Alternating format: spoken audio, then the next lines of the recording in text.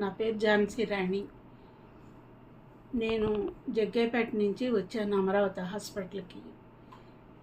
నాకు కంటి చుక్కలాలు ఉన్నాయి. వాటికి 2-3 హాస్పిటల్లో తిరిగాను.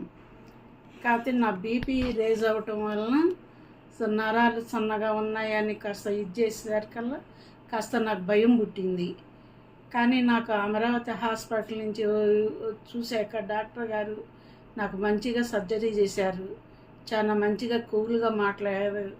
అక్కడ స్టాఫ్ కూడా నాకు సహకరించారు. వాళ్ళు నన్ను ఏమీ ఇబ్బంది పెట్టలేదు. చాలా బాగా చూసుకున్నారు. మరి ధన్యవాదాలు చెప్పుకోవాలనుకుంటున్నాను. అట్లాగే ప్రతి స్టాఫ్ కూడా చాలా ఇదిగా మర్యాదగా తీసుకెళ్ళి సర్జరీ కానీ మంచిగా చేయించారు.